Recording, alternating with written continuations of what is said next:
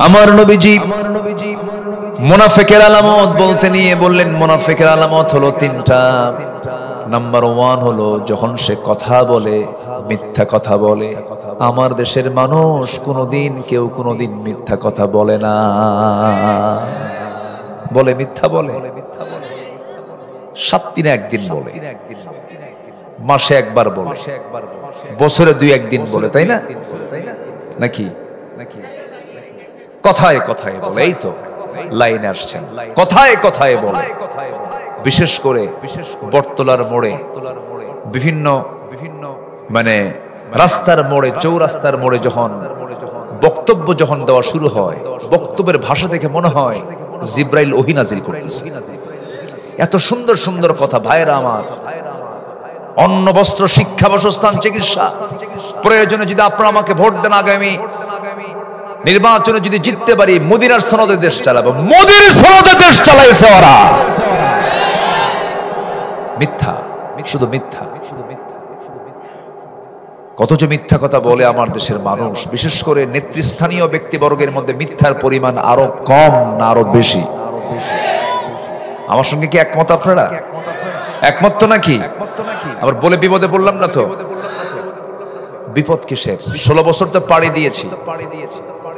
16 বছরই কাউকে অতটুকু ভয় করিনি, যে ভয়টা শুধু আল্লাহর জন্য খাস করেছি। সম্মানিত ভাইয়েরা, সম্মানিত বন্ধুগণ, মিথ্যা যদি কোনো ব্যক্তির মধ্যে ঢুকে যায়, ভাবতে হবে ওর মধ্যে মুনাফিকি আছে। এটা শুধু নবীর কথা না, আল্লাহর কথা। আল্লাহ রাব্বুল আলামিন সুন্দর করে বলছেন, ইন্নাল মুনাফিকিনা লাকাযিবুন। মুনাফিকরা মিথ্যুক হয়। মুনাফিকরা কি হয়? মিথ্যুক হয়। এক সাহাবী রাসূলের সামনে এসে বলছে, ইয়া রাসূলুল্লাহ, আমি বেশি আমল করব না, আমাকে একটা আমল শিখায় দেন। আমার রাসূল বলছেন, একটা আমল? হ্যাঁ, একটা আমল করব আমি। রাসূল বললেন, জীবনে মিথ্যা কথা বলবো না, যাও। জোরে বলেন সুবহানাল্লাহ। আমি হলফ করে বলতে পারি, একটা মানুষের ভিতরে যদি এই একটা গুণ থাকে, জীবনে কোনোদিন মিথ্যা কথা বলবো না, এই একটা আমলে তাকে জান্নাতের দরজায় পৌঁছায় দেবে। একটা আমল সবার মনে থাকবে। ফোন তো আসাতে আরো মিথ্যা বাড়ছে। ভাই কোথায়? জাহান্নামের চৌরাস্তায়। এত মিথ্যা কথা। আল্লাহ রাব্বুল আলামিন বলেন, ইয়া আইয়ুহাল্লাযীনা আমানুত্তাকুল্লাহা ওয়া কুলু কাওলান সাদীদা يصلح لكم أعمالكم ويغفر لكم ذنوبكم ومن يطع الله ورسوله فقد فاز فوزا عظيما جربون الله أكبر হে ইমানদারেরা তোমরা আল্লাহকে ভয় করো এবং সোজা সাপটা কথা বলো, ইনি বিনি হিকমত করে প্যাঁচমুচ লাগায় মিথ্যা কথা বলতে যেও না, মিথ্যা সাক্ষী দিতে যেও না, মিথ্যাবাদীর সঙ্গে চলতে যেও না। তুমি যদি সত্য কথা বলতে পারো, আমি আল্লাহ তোমার জীবনের যে অর্জিত ভুলভাল আমলগুলো ছিল, সেই ভুলভাল আমলগুলো আমি আল্লাহ ঠিকঠাক করে দেব। জোরে বলি সুবহানাল্লাহ। তাহলে সত্য কথা বলার ফলাফল হলো আমার আপনার জীবনে অর্জিত যত আমল নামায় যত ভুল ভাল ছিল সব ঠিকঠাক করে দিবেন তিনি। আমার কে ঠিক করে দিবেন? আল্লাহ। শর্ত হলো কি? ছাড়তে হবে মিথ্যা, ছাড়তে হবে। এই মিথ্যা কিন্তু অনেকটা পারিবারিক ভাবেও আসে, শুধু শিক্ষা প্রতিষ্ঠান থেকে এগুলো পাওয়া যায় না। কিছু কিছু পরিবার আছে, পরিবারের মধ্য দিয়েও এই নেচার গুলো চলে আসে। একজন বড় পীর ছিলেন আব্দুল কাদের জিলানী, নাম শুনছেন তো? তাকে বড় পীর বলে। জিলান শহরে তার বাড়ি ছিল। ছোট্ট মানুষ, দিন শেখার জন্য দূরদেশ যাচ্ছেন, মার চোখে পানি। মা আব্দুল কাদেরকে কোলের মধ্যে নিয়ে বলছে, বাবা আব্দুল কাদের, দিন শেখার জন্য বাড়ি ছেড়ে চলে যাচ্ছ, দূরদেশে যাচ্ছ, কতদিন পরে দেখা হবে জানি না, তবে আমি তোমার মা হয়ে ছোট্ট একটা নাসিহা করি, ছোট্ট একটা উপদেশ তোমাকে দেই বাবা। একটা উপদেশ সারা জীবন লালন করবে, তার নাম হলো বাবা জীবনে যে অবস্থায় থাকো না কেন কোনোদিন মিথ্যা কথা বলবা না। যাও। সন্তান রওনা দিল, কিছু স্বর্ণ মুদ্রা কাছে ছিল, মূল্যবান কিছু টাকা পয়সা সম্পদ ছিল, তা নিয়ে রওনা দিয়েছে সন্তান। রাস্তার ভিতরে ডাকাত ধরেছে, ডাকাতি করছে বহু লোকের। এই ছোট্ট বাচ্চার কাছে যখন জিজ্ঞাসা করেছে তোমার কাছে কি আছে, সব একটা কথাই সব বের করে বলছে এই যে আমার কাছে এই সমস্ত স্বর্ণ মুদ্রাগুলো আছে। ডাকাতরা বলে সবার কাছ থেকে সব কিছু বের করতে কত রিমান্ডে নিতে হয়, কত ধমক টমক মারতে হয়, তোমারে বলার আগে তুমি সব কিছু বের করে দিলে, এটার কারণটা কি? ছোট্ট আব্দুল কাদের বলছে আমার মার নির্দেশ, জীবনের কোন জায়গায় কোনোদিন চুল পরিমাণ মিথ্যা কথা বলা যাবে না।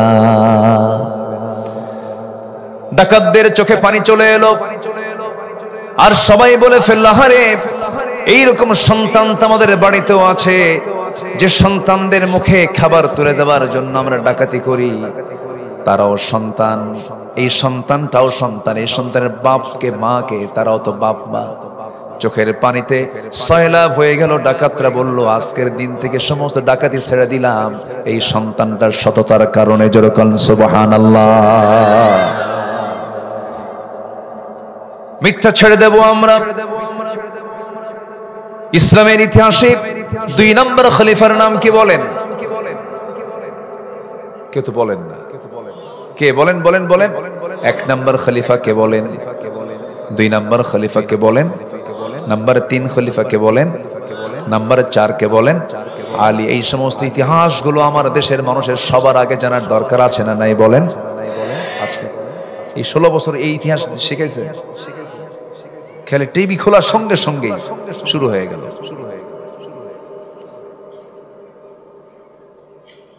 আমাদের জাতির পিতা কে বলেন?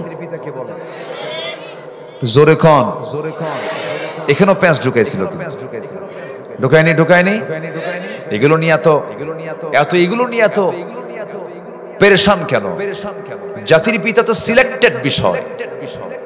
মুসলমানদের জাতির পিতা কেউ না, মিল্লাতে আবিকুম ইব্রাহিম।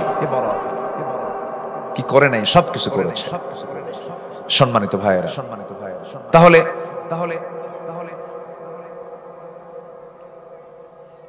ইসলামের ইতিহাসে 4 জন খলিফা, এর মধ্যে 2 নম্বর খলিফার নাম কি বলুন তো? ওমর রাদিয়াল্লাহু তাআলা। অনেকদিন আগে আমি প্রায় বলি কথাটা, এক মাহফিলে বললাম ওমরে ফারুককে কেউ চিনেন? সামনে দিকে ছোট্ট এক ছেলে দাঁড়ায় বলে হুজুর চিনি। কে? আমাদের বাড়ির দোতলায় ভাড়া থাকে। বললাম তুমি 100তে 100 পাইছো, মানে ওর জ্ঞান যদ্দূর ওর উত্তরও তত দূর, সমস্যা নাই। এই ওমর ভাড়া থাকে ওমর নয়, এই ওমর হলো অর্ধ জাহানের শাসনকর্তা ছিলেন। একাকী চলতেন, রাস্তায় ফিরতেন, কোনো প্রোটোকল লাগতো না, সামনে পেছনে কোনো লোক লাগতো না, ছোট্ট একটা লাঠি নিয়ে চলতেন একাকী, রাতের বেলাও দিনের বেলাও। কারণ ওই সমস্ত খলিফার হৃদয়ে কোনো ভয় ছিল না, একমাত্র ভয় ছিল কার ভয়? কার ভয়?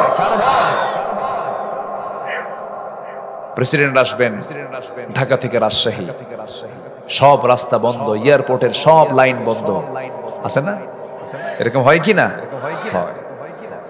আর সাইয়েদনা আবু বকর সিদ্দিক রাদিয়াল্লাহু তাআলা আনহু রাতের আধারে বের হয়েছে খালি পায়ে। কি পায়ে বলেন তো? খালি পায়ে। এটা দেখেছেন সাইয়েদনা ওমর ফারুক রাদিয়াল্লাহু তাআলা। দেখেই বলছেন আমিরুল মুমিনিন, রাতের আধারে আপনি খালি পায়ে বের হয়েছেন কেন? এই যে পাথরের রাস্তা, খালি পায়ে হেঁটে চলছেন, পা তো ফেটে যাবে পাথরের আঘাতে। তিনি বললেন আমি যে জুতা পায়ে হাঁটবো, জুতার তলার সঙ্গে পাথরের একটা আওয়াজ হবে, এই আওয়াজে গভীরাত যদি সে আওয়াজটা যদি প্রকাশ পেয়ে যদি বড় আকার ধারণ করে, আর এই আওয়াজে যদি আমার নাগরিকের ঘুম যদি নষ্ট হয়, কিয়ামতের দিন আমাকে আসামির কাঠগড়ায় দাঁড়িয়ে তার জবাবদিহি করা লাগবে। আল্লাহু আকবার বলে। চিন্তা করা যায়? জনগণের ঘুম যেন ব্যাঘাত না হয়, জুতা পায়ে না হেঁটে দেশের প্রেসিডেন্ট আমিরুল মুমিনিন খালি পায়ে হাঁটতেছে। যেরকম সুবহানাল্লাহ। কি ছিল তাদের ফিকির?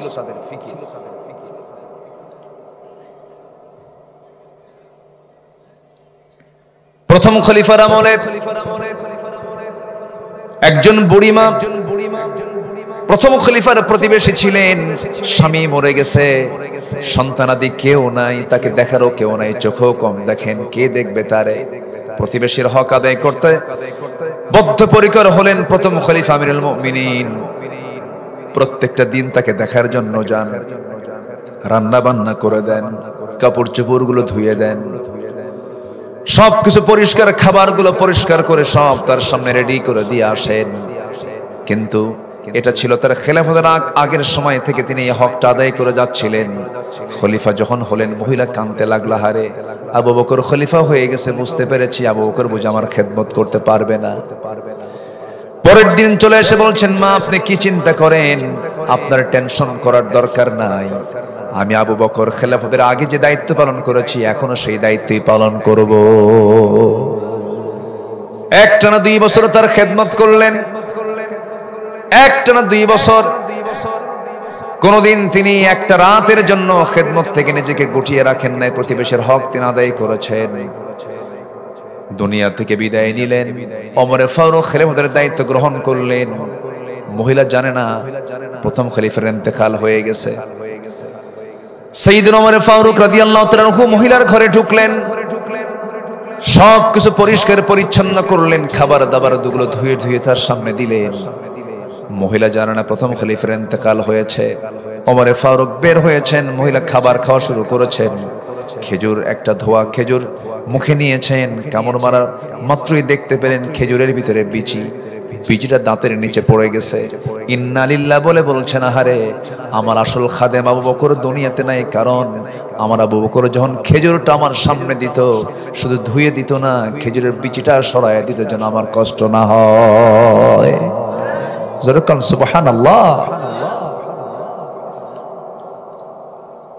এই ওমর ফারুক রাদিয়াল্লাহু তাআলা আনহু একদিন রাতের আধারে বের হয়েছেন, ছোট্ট একটা ঘর থেকে মা বেটির গল্প, মা বেটির কথোপকথন হচ্ছে, মা বেটির দুজন কনভারসেশন হচ্ছে, কথাবার্তা চলছে।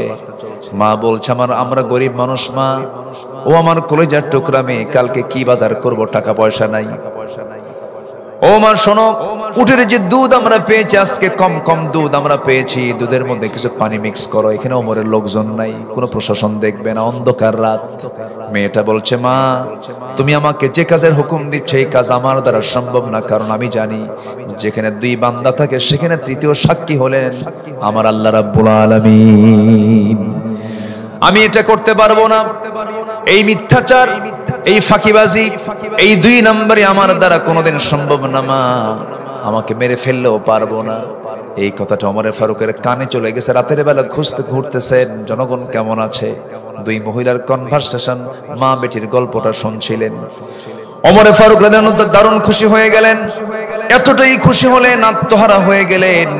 সেখান থেকে সোজা বাড়িতে চলে গেলেন। বাড়িতে গিয়ে বলছেন, বউ আমার কিসমত খুলে গেছে। কেন, কি হয়েছে? বহুদিন যাবত আমার ছেলেকে বিয়ে করাবো, মেয়ে পাই না, কোন মেয়েকে বিয়ে করাবো, কোন পরিবারে বিয়ে করাবো।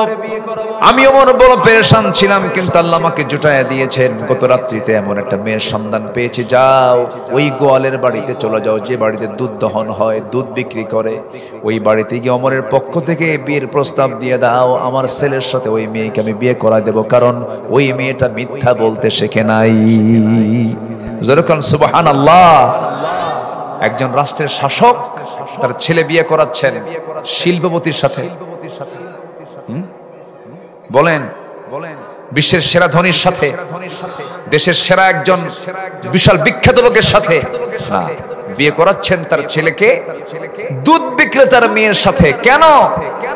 ওই মেয়েটার মুখে মিথ্যার কোনো গন্ধ। মানুষের সবচেয়ে বড় সার্টিফিকেট হচ্ছে সত্যবাদিতা, এর চাইতে বড় সার্টিফিকেট নাই। আমরা সত্যবাদী হব, জোরে বলি ইনশাআল্লাহ, আর জোরে বলি ইনশাআল্লাহ। এই জন্য আল্লাহ মাঝে মাঝে বলেছেন, সত্যবাদীদের অন্তর্ভুক্ত হয়ে যাও, ওয়াকুনু মা'আস সাদিকিন। সত্যবাদী যারা তাদের অন্তর্ভুক্ত হয়ে যাও, মুনাফিকি করো না। তাহলে মুনাফিকের আলামত কয়টা বলেন? বলছি কয়টা? একটা। আরো আছে কয়টা? 2টা। এদিকে ইবাদত কবুলের জন্য শর্ত কয়টা? বলতেছি কয় নাম্বার? আরো আছে কয়টা? সব কি মুখস্থ রাখতেছেন তো নাকি? জোরে বলি ইনশাআল্লাহ, আর জোরে বলি ইনশাআল্লাহ। একটু মনোযোগ দিয়ে কথাগুলো শুনুন, আমাদের কাজে লাগবে। আমার বন্ধুগণ, এক নম্বর হলো মুনাফিকি বাদ দিতে হবে। সূরাতুল বাকারার ৮ নম্বর আয়াতে আল্লাহ রাব্বুল আলামিন বলেন, وَمِنَ النَّاسِ مَن يَقُولُ آمَنَّا بِاللَّهِ وَبِالْيَوْمِ الْآخِرِ وَمَا هُمْ بِمُؤْمِنِينَ।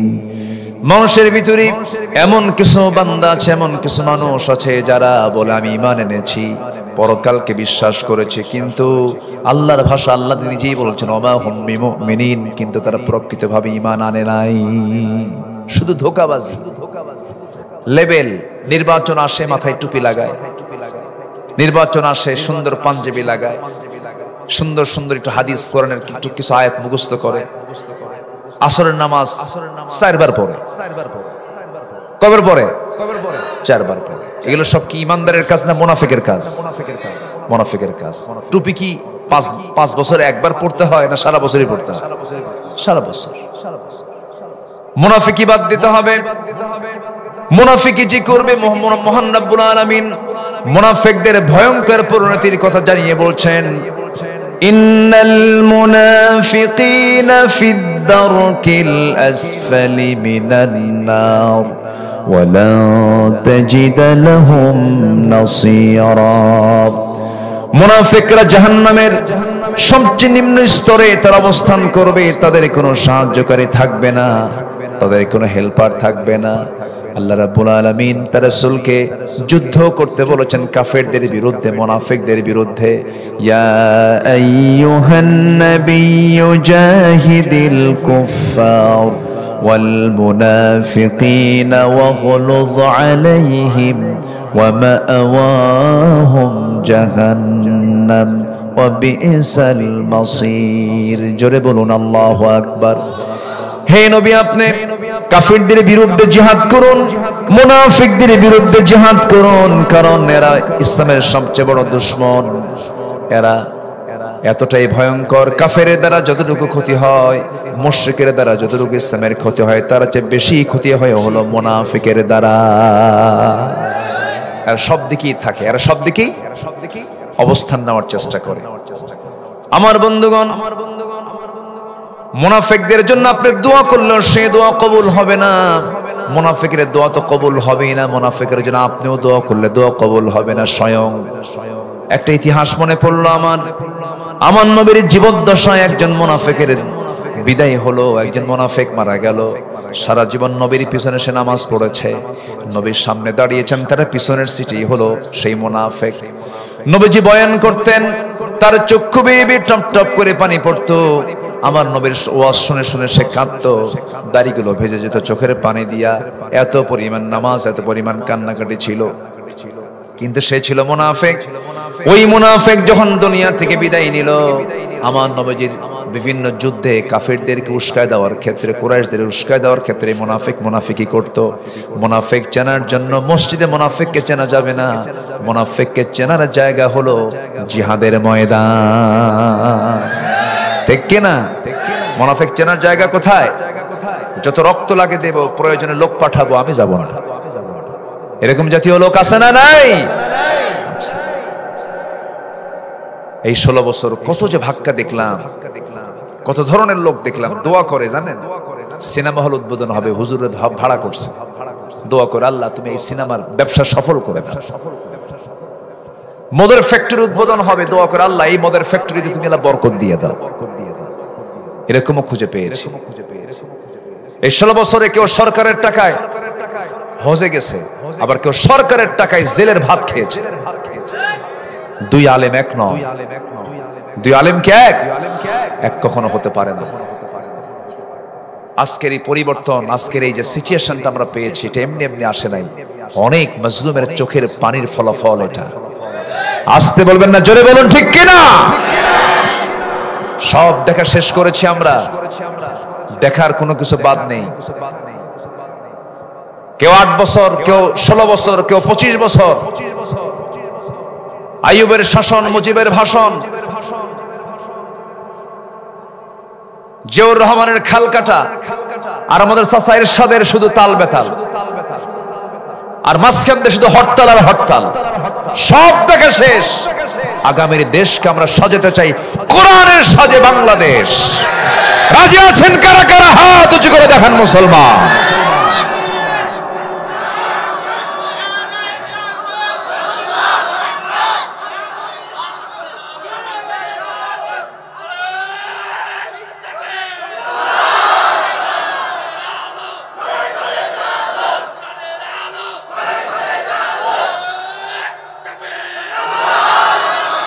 আল্লাহ কবুল করুন, জোরে বলে আমিন।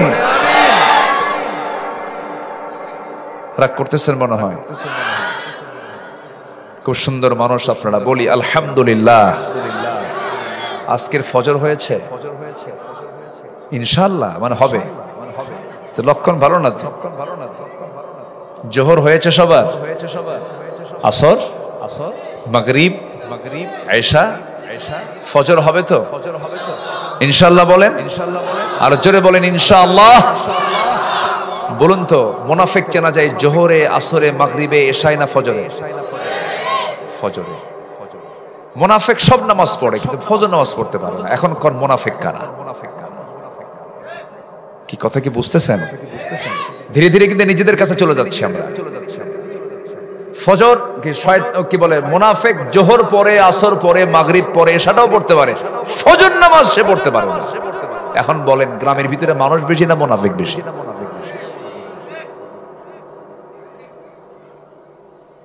বলুন তো, একটা প্রশ্ন করি, গ্রামের মানুষগুলো কোন ওয়াক্তে সবচেয়ে বেশি টাইম, মানে কোন ওয়াক্তে মানুষ বাড়িতে বেশি থাকে? কোন ওয়াক্তে বলেন? এশার টাইমে না? বলেন কোন টাইমে বেশি থাকে? কোন টাইমে? ফজরে। সবচেয়ে বেশি সময় থাকে বাড়িতে কোন সময়ে? ফজরে। আর সবচেয়ে কম সময় থাকে কোন সময়ে? জোহরে। ব্যস্ত থাকে, বাইরে অফিসে থাকে, আসরে আসতেও পারে নাও পারে, মাগরিব আসতেও পারে নাও পারে, তবে এশার নামাজে চলে আসে, নাও তাও মিস হতে পারে, কিন্তু ফজরে মিস নাই। ফজর অবশ্যই বাড়ি। বলুন তো, এই 5 ওয়াক্তের মধ্যে সবচাইতে কম মুসল্লি কোন ওয়াক্তে? আলহামদুলিল্লাহ। কি কবেন আপনি বলেন? তাহলে 5 ওয়াক্ত নামাজের ভিতরে যে ওয়াক্তে বাড়ির উপস্থিতি বেশি, অথচ মুসল্লি মসজিদে নাই। মোট মুসল্লি 3 জন, ইমাম, মুয়াজ্জিন, খাদেম। এদের চাকরি না থাকলে এরাও থাকতো না। মসজিদ ফাঁকা। মসজিদ কি ফাঁকা। কিন্তু আপনি যদি একটা আদর্শ গ্রামকে আদর্শ গ্রাম বলে অভিহিত করতে চান, কাদিপুর একটা গ্রাম, এই কাদিপুরকে যদি আপনি আদর্শ গ্রাম হিসেবে যদি আপনি উপস্থাপন করতে চান, 1 নাম্বার প্রশ্ন আসবে, দেখো তো ওই গ্রামের মসজিদটা কোন ওয়াক্তে মুসল্লি দিয়ে ভরে যায়। যদি বলা হয় কাদিপুরের মসজিদগুলো জুমার চাইতে ফজরের মুসল্লি বেশি হয়, তখন ভাবতে হবে এই গ্রামটা একটা আদর্শ গ্রাম। বলি আলহামদুলিল্লাহ। মাতব্বর আছে না গ্রামে? আস্তে গ্রামে, প্রত্যেকটি গ্রামে মাতব্বর আছে না নাই? বিড়ি খায় আর বিচার করে। বিড়ি খায় আর কি করে?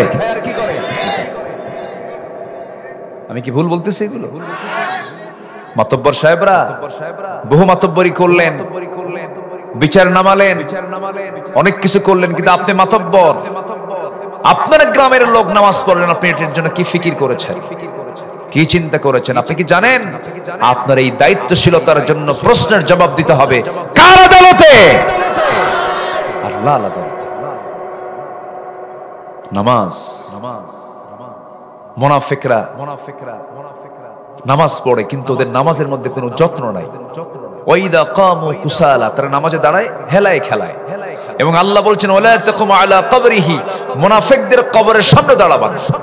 ওদের জন্য দোয়া করো জায়েজ না। চিন্তা করা যায়। তবে আমার নবীর ইতিহাস একটা ঘটেছে, সেটা হলো আমার নবীর এক সাহাবী ছিল, খুব প্রিয় সাহাবী, তার বাপ ছিল মুনাফিক, ওই মুনাফিকের নেতা। আলোচনা করি, একটু কথা বলি একটু। তাহলে এই মুনাফিক মারা গেছে নবীর জীবদ্দশায়। সাহাবী এসে রাসূলের সামনে কাঁদতেছে। আমার নবীজি বললেন, সাহাবী কান্দো কেন? কেন কান্নাকাটি করছো, কি হয়েছে? সাহাবী বলছেন, হুজুর আমার বাপ যদিও মুনাফিক, কিন্তু আমার বাপ দুনিয়া থেকে বিদায় নিয়েছেন। আমি শোকাহত, আমি মর্মাহত আপনার কাছে এসেছি। আমার বাপ মুনাফিক, এটা আমিও জানি, আমার বাপ ভালো মানুষ না, কিন্তু আমি আপনার কাছে তার সন্তান হয়ে একটা আবদার করব। হুজুর আমি তো সাহাবী আপনার। সে আবদারটা হলো, দয়া করে আমার আব্বাকে দাফন করার জন্য কাফনের কাপড় তো লাগবে, আমি আপনার বরকতময় দেহের একটা জুব্বা আমার বাবার কাফনের জন্য চাই। আমার নবীজি সুন্দর করে তার আকুতিটা শুনলেন আর মনে মনে ভাবলেন, আমার সাহাবীকে কেমন করে মানা করব। রাসূল বলছেন, ও আমার সাহাবী, তুমি তো আমার প্রিয় সাহাবী, তোমার একটা আবদার আমি কেমন করে ফেলে দেই? এই যে ধরো আমার জুব্বা তোমাকে দিয়ে দিলাম, তুমি এখন নিয়ে চলে যাও। চলে গেলেন। মুনাফিক বাপকে গোসল করায়া দিয়া আমার নবীর ব্যবহৃত জুব্বাটা তার গায়ে পড়ায়া দিলেন। কিছুক্ষণ পর কাদা কাদা কণ্ঠে নবীর সামনে দাঁড়িয়ে বলছে, হুজুর জানাজা শুরু করব, জানাজা পড়াতে হবে, দয়া করে হুজুর আপনি আমার রাসূল, আমি আপনার সাহাবী, আমার বাপ খারাপ মানুষ আমি জানি, কিন্তু দয়া করে আপনি যদি আমার বাবার জানাজা পড়াতেন আমি দারুণ খুশি হতাম। আমার নবীজি মানা করার সুযোগ পেলেন না। রাসূল বলছেন, ও সাহাবী তুমি যখন বলেছো আর কেমন করে মানা করি, চিন্তা করো না, যাও আমি যাব। সাহাবে কেরামকে সঙ্গে করে নিয়ে তিনি চলে গেলেন। সাহাবী রাসূলকে কি অতিক্রম করতে পারে নাকি? পারে না। আমার নবীজি যখন জানাজা শুরু করবেন, পিছন থেকে একজন সাহাবী বলছেন, হুজুর আপনি কার জানাজা পড়ান? সে তো মুনাফিক, তার জানাজা আপনার পড়ানো যাবে না। রাসূল বলছেন, ও সাহাবী থেমে যাও। আমার সাহাবী বারবার আকুতি করছে, সাহাবীর কথাটাকে আমি কেমন করে ফেলে দেই। জানাজা পড়ায় দিলেন, দোয়াও করলেন। জানাজা শেষ হওয়ার সঙ্গে সঙ্গে আয়াত নাযিল হলো, জানানো হলো ৭০ মাররাতান, আপনি যদি ৭০ বারও যদি মুনাফিকদের জন্য দোয়া করেন, সেই দোয়া আপনি হলেও আপনার দোয়াও আমি আল্লাহ কবুল করব না। যেরকম নাউযুবিল্লাহ, মুনাফিকদের কোনো দোয়া কবুল হবে না। মুনাফিকরা অগ্রহণযোগ্য, আল্লাহর কাছে তাদের কোনো দাম নাই, তারা মূল্যহীন। মুনাফিকের কাতারে যাওয়া যাবে না, মুনাফিকি করা যাবে না, মিথ্যাচার করা যাবে না, ওয়াদা ভঙ্গ করা যাবে না, আমানতের খেয়ানত করা যাবে না। সম্পূর্ণকে মাইনাস করে আমাকে সততার পথ ধরতে হবে, সত্য কথা বলতে হবে। নাম্বার 1 চলে গেল, মুনাফিকে বাদ দিয়ে দেব।